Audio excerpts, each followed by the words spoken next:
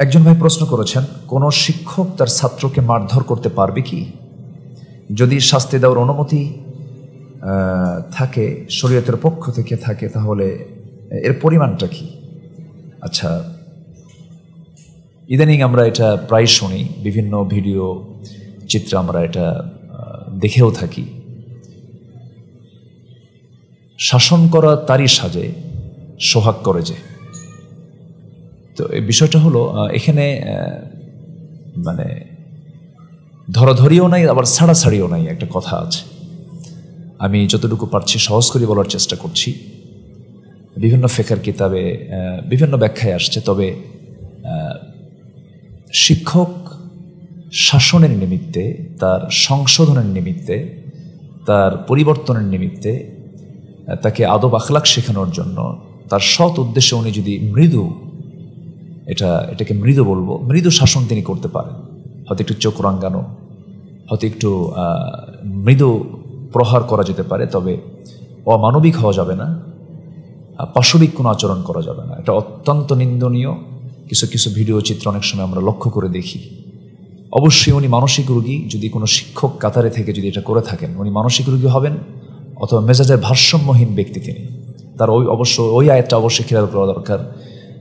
আল্লাহ তাআলা এক জায়গায় বলছেন, ওয়াল্লাযীনা ইউনফিকুনা ফিস সাররা ওয়াদ-দাররা ওয়াল কাযিমিনাল গায়য ওয়াল আফিনা আনিন নাস আল্লাহু ইউহিব্বুল মুহসিনিন। যারা ক্রোধকে সংবরণ করে, যারা মানুষকে মাফ করে দেয়, আল্লাহ তাআলা এই সমস্ত মুহসিনদেরকে খুব ভালোবাসেন। তো আপনি শিক্ষক, আপনাকে প্রচণ্ড সহনীয় হতে হবে। আপনি দায়িত্বশীল।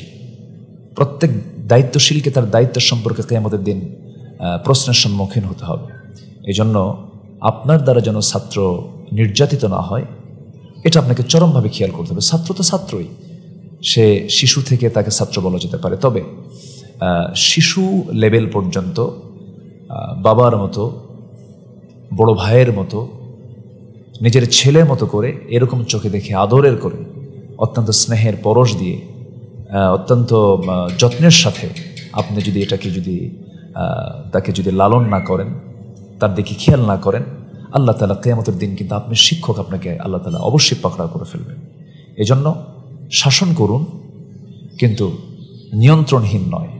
শাসন করুন, কিন্তু মেজাজের ভারসাম্যহীনতা নিয়ে নয়।